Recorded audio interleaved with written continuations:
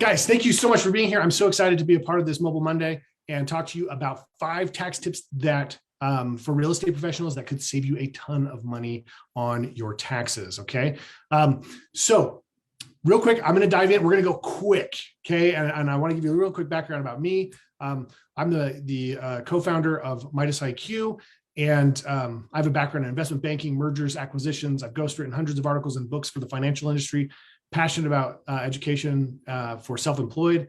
But that's not really why we're here. I just want you to know that I've spent thousands and thousands of hours working with some of the best attorneys and CPAs in the world to put together some of this content for you today. So I want to set the stage a little bit that taxes are your life's biggest expense. Okay, you're going to spend more on taxes in your lifetime than you will food, shelter, transportation, and clothing combined. It is by far your biggest expense in life.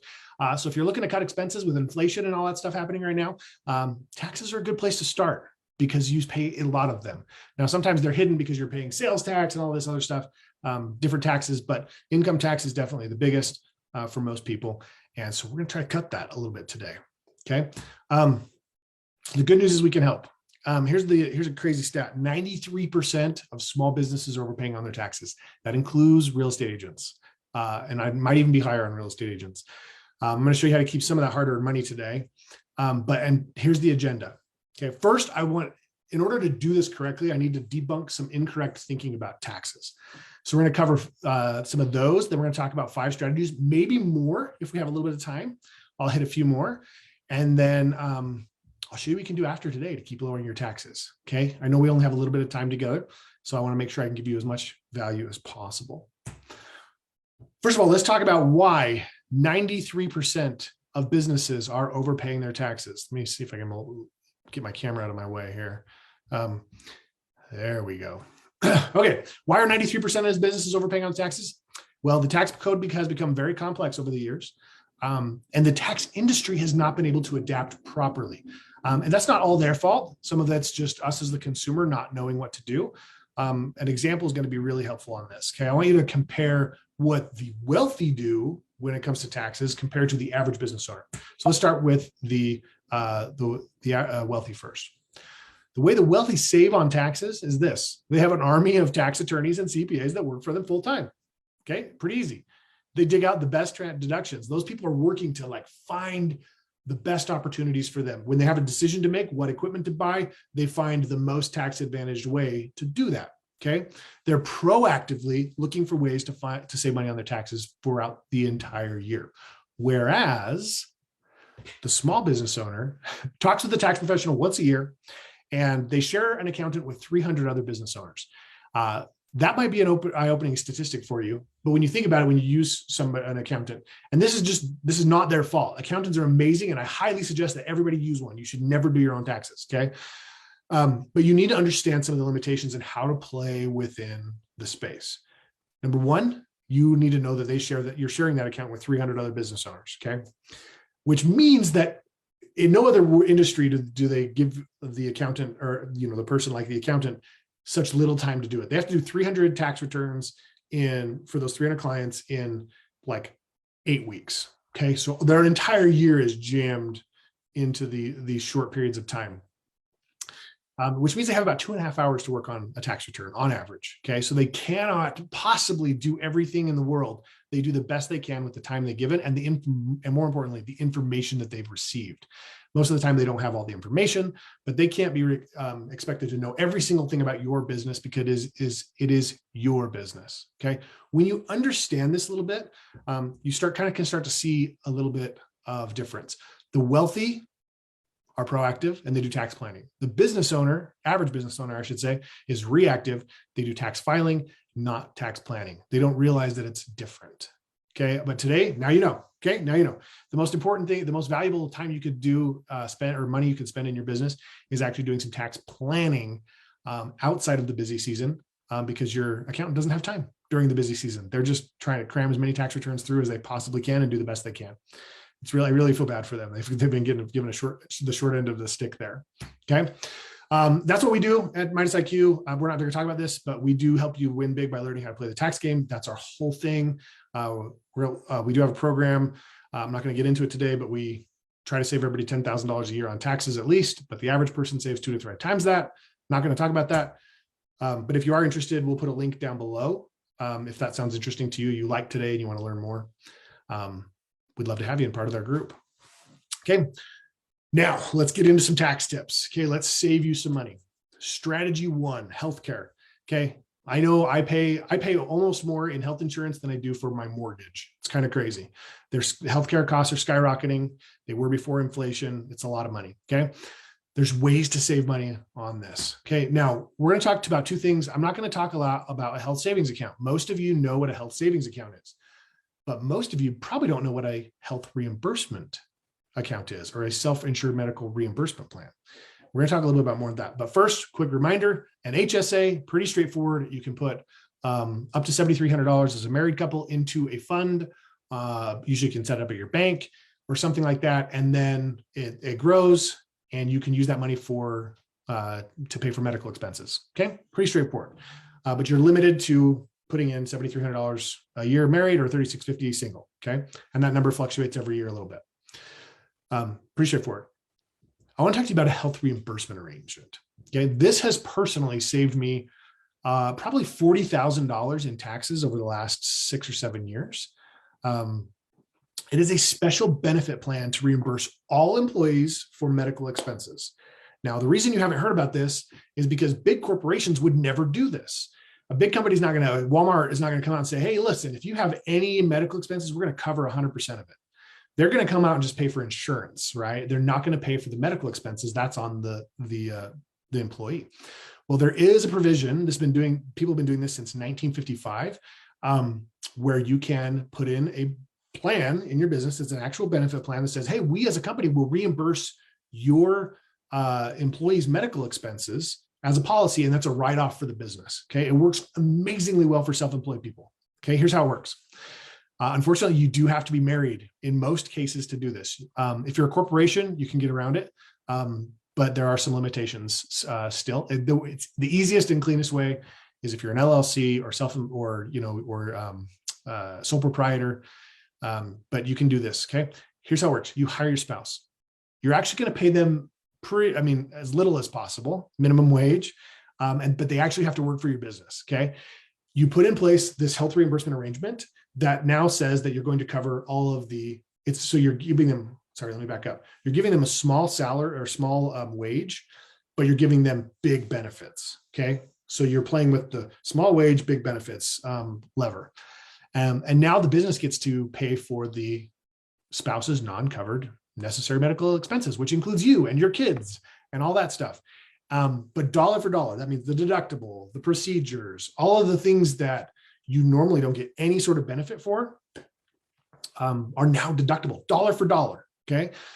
Before, normally you're already familiar with the fact that you can write off your insurance. Well, this actually makes your insurance you get an extra 15% cash back essentially in the form of tax savings on your insurance piece as well. But mind-boggling. So let's say here's Mary without an HRA. She has $10,000 in out-of-pocket medical expenses, not deductible. Okay. With an HRA, guess what? She gets to write off $10,000 of that.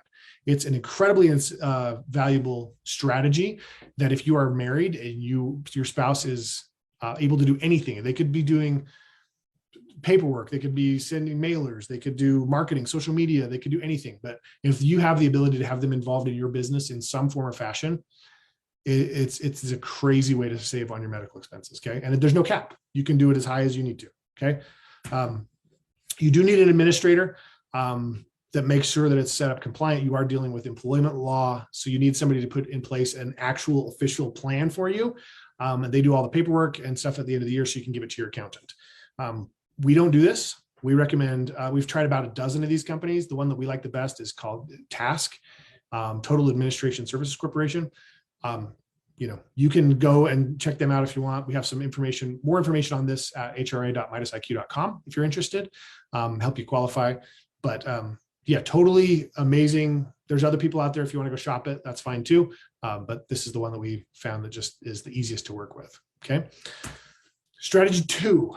I know we're going fast, but we've been going for 10 minutes. I've only got a few more minutes. So strategy 2, keep the money in the family. How would you like to deduct the equivalent of your kids' hobbies, education, college tuition, future weddings, and more? Well, the good news is you can kind of do it. You can't deduct those things directly, but you can indirectly. Here's how it works. You hire your kids and your grandkids, okay? If you're going to support someone financially and you're going to do it anyway, why not write it off? Okay, you're going to pay for your kids' stuff, right? You're going to pay for their college or their wedding or whatever. Why not write it off? The way you do that is you hire them, pay them a reasonable wage. You got to keep timesheets. But the first $12,950 that you pay them is income tax free to them because they don't pay anything. Right? It's equal to their standard deduction. Okay. They're also not going to pay any Social Security or federal unemployment tax if the children are under 18 or they're incorporated and not a partnership. Okay. Amazing. So you can pay them up to $12,950. You write off the whole $12,950. They get that tax free. There's zero taxes paid anywhere there. Okay. It saves you money. Now, they do have to work for hire. They can't be like a baby. You can't pay your baby nothing. Now we always get into people always have questions about childhood actors and stuff. We don't have time to get into that today. Where there's a will, there's probably a lawyer that can help you figure that out. Okay. But generally speaking, there is case law that says you set age 7 and older has totally held up in court. Okay. Documentation is important though. You must have them keep a wage sheet or a timesheet. You want to have that. It needs to also be reasonable. You can't pay a 7-year-old $100,000 to clean your office, right? It's got to be a reasonable wage. Okay. But let me show you an example of how my partner did this. Okay. This is how my partner paid for his daughter's college education. First, he needed a new website. So he went and got a quote from a couple different firms. They came in at an average cost to build him a website of $40,000. And he went to his daughter and said, who wanted to go into digital design, and said, hey, do you think you could figure this out?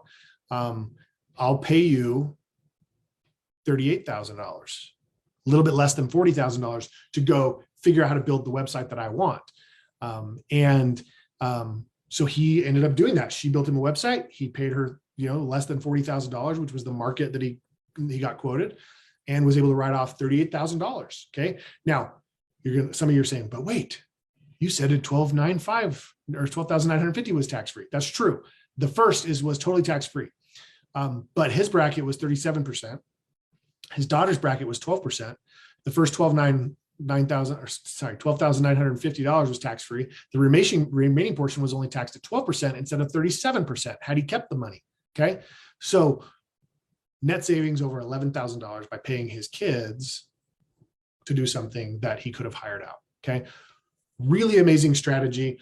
Pay for big ticket items or little ticket items, right? Doesn't matter. You do this, they pay for their sports. They pay for their dance lessons. They pay for soccer, whatever they want to do. Okay.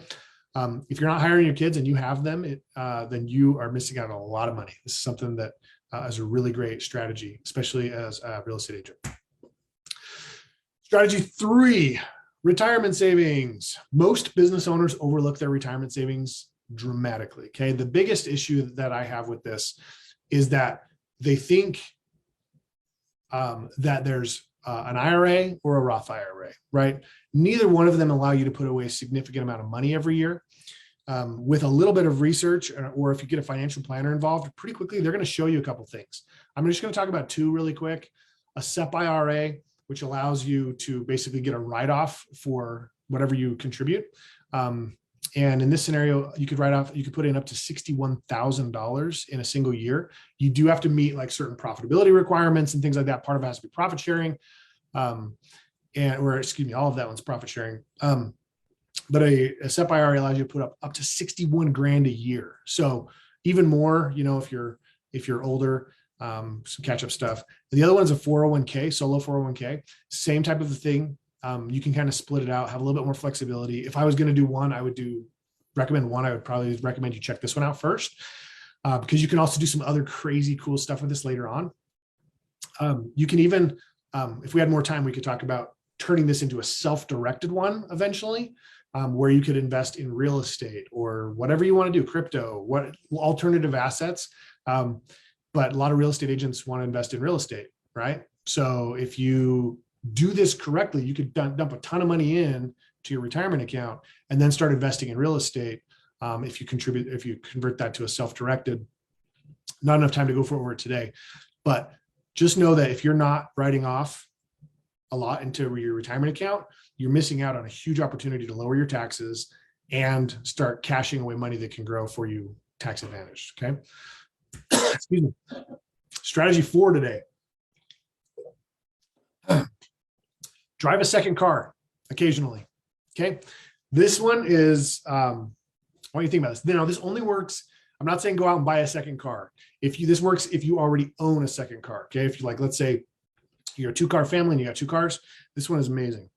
Here's how it works. I want you to just focus right now on this one car. I'm going to set the stage here. So let's say you have a car and this is just an example, right? Let's say you drove 22,000 miles for business. Another 2,000 miles was personal because you could mostly drive it for business, showing homes and things. Okay. So 92% business usage. Well, 92% business usage means you can write off 90% of your gas and oil and your insurance, your repairs, your taxes, wash, wax, and all that stuff. Okay. So total operating expenses times 92%, you get to write off $7,000 plus you add depreciation. Basically, it comes down to $12,348 is what you would get as a write-off in this example. Okay. Now, let's say I have that $22,000, but I split that 22,000 miles. Let's say I split that between 2 cars. I drive 18,000 on one and 4,000 on another. Same mileage that I drove for business, but I borrowed my spouse's car for 4,000 miles. In this scenario, same 22,000 miles, but look, it unlocks expenses. And the big one is it unlocks depreciation on that second car. So now I get to write off 11,300 on this car and 5,000 on this car. So I get an extra $4,000 in tax deductions just by simply using my spouse's car occasionally to do some business.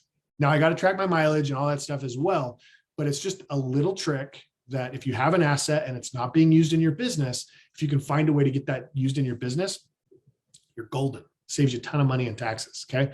Kind of a cool play, cool trick. Another one, mix some business with pleasure. Okay. Find a legitimate reason to do business when taking personal trips. Let's say you're a realtor, you guys are in North Carolina. Let's say you wanted to go on a vacation to Florida. Well, normally that's not really a tax deductible event, but if there was a reason to go down there, perhaps you set up some meetings to go meet with some top brokerages in Florida to set up some relationships where maybe you can refer clients moving to Florida, or you want to just go learn, mastermind, share best practices about what's working in their agency versus yours, or their brokerage instead of yours, and just share best practices. If you have meetings where you're actively trying to build your business, guess what? You can write off a big portion of those trips. We don't have time to get into all the details today, but start thinking. It's a mindset shift. When you start thinking about, I want to go somewhere, how do I possibly turn this into business? And then is there a strategy to execute on that? Okay. Some really cool ideas. Okay. We got a couple minutes. I'm going to sneak a couple more in here really quick. Deduct your equipment twice. Okay. This is another fun one. Now this works when, let's say you bought some equipment. Let's say my computer. Computer's a good example. My computer. I bought my computer, and I kept it for a couple of years, and now it's depreciated. Okay, so my computer's totally depreciated, but it's still working fine. Well, now I've already written it off once. So what I can do is I can actually gift that computer to one of my kids. Okay, so now, let's say it's a college age child that's at college or whatever. I can gift that computer to them and then lease it back from them. Okay, you see what I did? I already wrote it off once. I'm going to gift it to them and I'm going to lease it. So I'm going to pay my kid who now owns my computer, but I'm going to pay him a lease. I'm going to sign a lease agreement and everything. I'm going to lease this from him and provide income that I'm writing off as a business, but I'm funneling it to my kids that they can use to pay for their college or whatever is going on in their life. It's a way, the wealthy do this with all sorts of assets. It's crazy. So, but you're creating a stream of income for them. You're writing it off because it's equipment that you've now gift it away. It's not worth anything on book value. And so now you're getting that back. So really, really cool strategy, something fun to play with. We don't have tons of time to get into it, but there are rules. You can't lease it for like crazy amounts of money. It has to kind of fit into like a market rate for leasing stuff. But there's some really cool strategies with that. Strategy 7, claiming a home office. This is one that most of you will qualify for. And I just want to hit a couple of things real quick. We'll go over the basic rule. The basic rule is assume your home office is 1/8 of the square footage of your home. You can deduct 1/8 of the costs associated with your home. Utilities, interest, taxes, depreciation, rent, maid service, alarm service. There's more, anything you can justify as a home expense, but you're using an 1/8 of the square footage of your home for that. And I just picked an 1/8. It could be a 1/16. It could be a 1/4, right? Depending on how your house is set up and how big. It doesn't matter if you rent or if you own. A portion of your rent could be, deducted. But really, really cool trick. Something that you may not have heard about as well is something called the blueprint trick, where you can actually, it's based on the square footage of your home, but you can eliminate common areas. So you take your blueprints of your house, eliminate all the hallways and walkways for calculating the square footage of the home office, and it actually makes the the denominator smaller. So your per home office percentage gets bigger. So it might go from like 1/8 to 1/6. And so you can write off more. Really cool things that we can teach you to do on that. But the general rule is that it must be used exclusively for business. It must be used regularly for business, and it must be your principal place of business. Now, a lot of you share an office or have a sales office that you go into. As long as you're doing the majority, you have an exclusive area in your house that is used for business. You don't mix it with kids don't do homework in there. It's got to be exclusive, like truly exclusive. It doesn't have to be a whole room. You could have a line down the center of the room, right? And half of it's used for something else and half of it's used for business. But it's got to be used exclusively for business. It's got to be used regularly for business, right? You can't just use it once a week and call it good. You got to be in it 2 or 3, 4 times a week for 45 minutes a pop. And it's got to be your principal place of business. If you have a sales office that you commute into, as long as you're just doing sales work there, you're okay. You can still qualify. If you start to do a lot, like everything from that office, then you probably can't qualify. But as long as you're doing your administrative work, like you're doing your contracts and things like that at home from your home office, your accounting and all that stuff, then you could qualify and write off a ton of the expenses associated with your house. Okay. So that is, we're coming up on our time. I do want to see if there's any questions real quick. I know we've covered a lot, but it's just a summary. Your number one expenses in your lifetime is taxes. There's big difference between tax filing and tax planning, and be prepared to pay a lot for tax planning, but it's worth it. Or consider joining our group coaching program, Midas IQ, and we can teach you all about the tax deductions in a group setting, so it doesn't cost as much, and we can help you implement them in your business as well. Again, if you're interested, we'll put a link down below. No pressure, right? Our goal is to just provide value to you guys today. Hopefully you got some value out of it. But there's a lot that goes into that, helping you save that money. Okay. Here's the price. If you buy, it's $49 a month. If you pay annually. Okay. It's crazy cheap to save you a ton of money. Now, that link will be somewhere down in the bottom. I am going to close this down and open up the Facebook feed so I can see some comments here, see if there's any questions being asked. And oh yeah, lots of good stuff. Okay. So the contact stuff, there's Melissa posted in there, my assistant posted in there the link. If you look through the comments, there's lots of questions about where to get more information. Let's see. So many deductions for families, single, no kids. Yeah, it is a little bit harder to keep money in the family if you don't have kids or not married, but there's a ton of other things you can do. I just went over some of them some of the ones today just happened to be that, but there's a lot of different strategies, and there's some cool things that you can do because you don't have kids, right? So I wish we had more time to get into there as well. I believe this will be there will be a replay, questions about HRAs.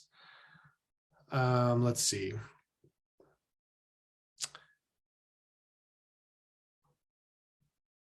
Lots of good comments. Meals and entertainment. So question about Catherine asks, are meals and entertainment still not allowed? Okay, here's the interesting thing. Meals were never disallowed. Okay.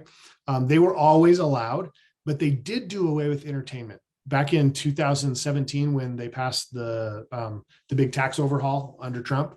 One of the things that I didn't agree with, although I loved the tax cuts, was that entertainment was not allowed, which I find boggling that like the NBA and the NFL like didn't lobby to get that changed. Because basically all those people who are buying season tickets to take clients and things like that basically lost out on the deductibility of that. But meals are still allowed. And actually, because of the whole stuff with Corona, it's actually better for meals right now. Meals normally are only 50% deductible. So you can write off 50% of whatever you pay for at the business lunch or business dinner or whatever. But right now, because of the COVID relief stuff, you can, if you eat at a restaurant that has, like not a takeout, but like a sit down restaurant, you don't have to eat there, but if you just order from there, you can actually write off 100% of it. Right now, I think it ends in 2022, end of 2022, if I'm not mistaken. But for the time being, eating out is twice as profitable or twice as good a deduction as it normally is. Okay. Can you deduct the home office if you're not self-employed? Asking for spouse's home office as he is a corporate employee. No, unfortunately, you cannot write off a home office if you are not self-employed. They got rid of, a couple of years ago, you could still write off some of those expenses on your itemized deductions, but they got rid of the itemized deductions for that. Okay, so unfortunately, no, there's not really anything. You might consider if it's possible. Some people I do know have gone and actually requested to see if they could get some change from an employee to a 1099 contractor. And then when they did that, they were able to write off their home office. I don't know if it's worth it financially. You'd have to run those numbers, but I do know of clients that have been able to do that before. Okay. You can still take a home office if you have another job that you're working at a couple days a week. That's totally fine.